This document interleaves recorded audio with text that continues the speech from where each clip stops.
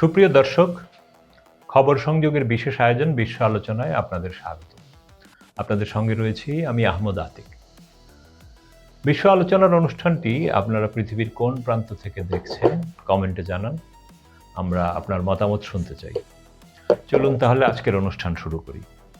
Iran আমেরিকার সাথে পুরোই মাইন্ড গেম খেলছে। তারা পাকিস্তানের মাধ্যমে আবারও একটি প্রস্তাব পাঠিয়ে দিয়েছে আমেরিকার কাছে। শুরুতেই তারা একদম সোজা সাপটা কথা বলেছে। এত বড় একটা বিষয় নিয়ে দু এক দিনের আলোচনায় আসলে কোনো সমাধানে আসা সম্ভব নয়। আলোচনা ৩ ধাপে হওয়া উচিত।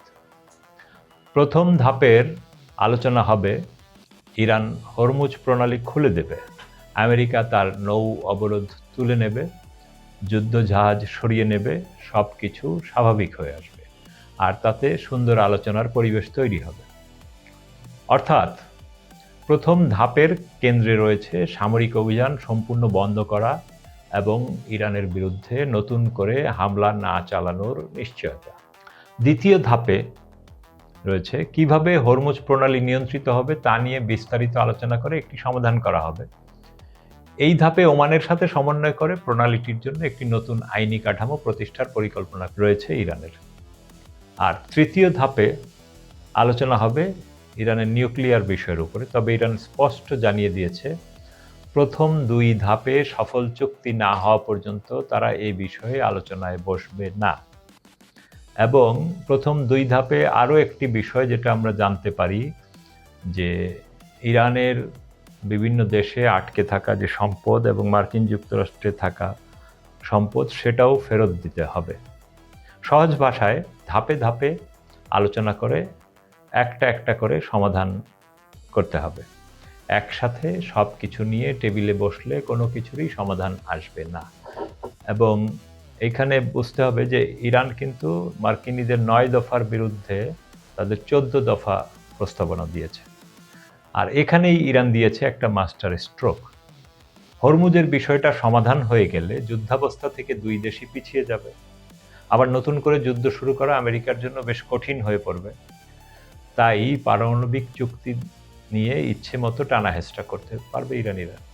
বা এই পর্যন্ত এসে অনেকেই ভাববেন যে ইরান হয়তো হরমুজ খোলার জন্য পাগল হয়ে গেছে, কারণ বাতাসে খবর ছড়িয়ে গেছে আমেরিকার অবরোধ জারি থাকলে ইরানের ওয়েল স্টোরেজ ফ্যাসিলিটি ভরে যাবে, ফলে বাধ্য হয়ে তেল উত্তোলন বন্ধ করে দিতে হবে। কিন্তু এখানে একটি বিষয় পরিষ্কার করা জরুরি।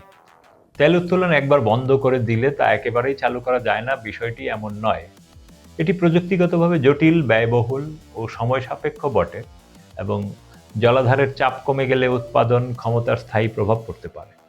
কিন্তু ওপেক সদস্য দেশগুলো প্রয়োজনে নিয়মিতই তেল উত্তোলন বাড়ায় ও কমায়। এই সমস্যাটা শুধু ইরানের জন্য না, এই একই সমস্যা সবকটি গালফ দেশগুলোর জন্যও প্রযোজ্য, যারা আবার আমেরিকান মিত্র। তাই এটা নিয়ে ইরানের চেয়ে অন্য দেশগুলোর আরও বেশি উৎকণ্ঠিত হওয়ার কথা।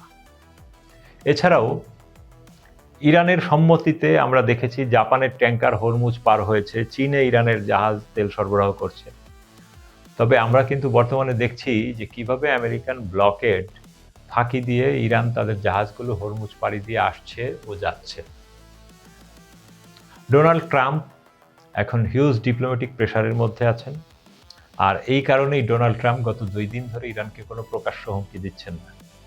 কারণ ইরান আগেই বলেছিল আলোচনায় বসতে হলে আগে মুখে লাগাম দিতে হবে। হুমকি ধামকির জন্য আমরা আলোচনায় বসব না। ডোনাল্ড ট্রাম্প নিজেও যুদ্ধ বন্ধে আগ্রহী। তার বেশ কয়েকটি কারণ আছে। একে তো গালফ দেশগুলোর নেতারা তাকে নিয়মিত ফোন করছে এবং বিশ্বের অন্যান্য দেশগুলোও পর্দার আড়ালে ফোন কলে চাপ সৃষ্টি করছে। বিশ্ব অর্থনীতি ধসে পড়ার পথে, আর এর জন্য সবাই ট্রাম্পকেই দায়ী করছে। কারণ ট্রাম্প প্রশাসন ও ইসরায়েলই প্রথমে ইরানে যৌথ হামলা শুরু করেছিল। এদিকে রাশিয়া ও চীনের কাছ থেকে ইরান প্রকাশ্য সমর্থন পাচ্ছে। ইরানের পররাষ্ট্রমন্ত্রী সম্প্রতি মস্কো সফর করেছেন এবং রুশ প্রেসিডেন্ট পুতিন ইরানের স্বার্থে সবকিছু করার অঙ্গীকার করেছেন। তাই ট্রাম্প নিজেও জানে আবারও যদি যুদ্ধ শুরু হয় তা আর বহু বছর ধরে থামানো যাবে না। এমনকি তা ৩য় বিশ্বযুদ্ধেও রূপ নিতে পারে। আমেরিকা নিজেও অর্থনৈতিকভাবে ব্যাপক ক্ষতির শিকার হয়েছে। বিশেষ করে এই সংঘাতে তারা ইতিমধ্যে 25 থেকে 35 বিলিয়ন ডলার ব্যয় করেছে। বাস্তবে তা বহু বহু গুণ বেশি। যে অস্ত্র খরচ হয়েছে এগুলো পুনরায় ভবিষ্যতের জন্য প্রস্তুত করে অস্ত্র ভাণ্ডারে মজুত করতে কয়েক গুণ বেশি খরচ হবে। গবেষণা সংস্থাগুলো যেমন ওয়াটসন ইনস্টিটিউটের হিসাব মতে এই ধরনের দীর্ঘমেয়াদী সংঘাতের সব খরচা, যুদ্ধাস্ত্র, সৈন্য, সামরিক সরঞ্জাম, সুদ এবং ভেটেরানদের আনুষঙ্গিক সুবিধা মিলিয়ে $1 ট্রিলিয়ন পর্যন্ত গিয়ে দাঁড়াবে। তাই ব্যবসায়ী ট্রাম্পের কাছে এই খরচ অনেক গুরুত্বপূর্ণ। তার উপর পেট্রোডলারের চাপ সৃষ্টি করছে চীনা ইউয়ান ও ইরানি রিয়াল। কারণ ইরান হরমুজ প্রণালী দিয়ে তেল পরিবহনে ডলারের পরিবর্তে চীনা ইউয়ানের মতো বিকল্প মুদ্রায় লেনদেনের সুযোগ করে দিচ্ছে। তাই যুদ্ধ থেকে পিছিয়ে আসা ছাড়া ট্রাম্পের কাছে এমন খুব বেশি বিকল্প নেই। নতুবা ট্রাম্প তার উপর হামলার অজুহাতে নাটক সাজিয়ে ইরানের উপর দোষ চাপিয়ে দিতে পারত। এই অজুহাতে ইরানের বিরুদ্ধে আবারও হামলা চালিয়ে দিতে পারত। কিন্তু ট্রাম্প এখন কূটনৈতিক পথটাকেই বেশি গুরুত্ব দিচ্ছে। আপনার মতামত কি? কমেন্টে জানান। ভিডিওটি লাইক করুন, শেয়ার করুন এবং চ্যানেলটি সাবস্ক্রাইব করে বেল আইকনে ক্লিক করুন যেন পরবর্তী খবর মিস না হয়। দেখা হবে পরের বুলেটিনে। ততক্ষণ সুস্থ থাকুন, ভালো থাকুন। খোদা হাফেজ।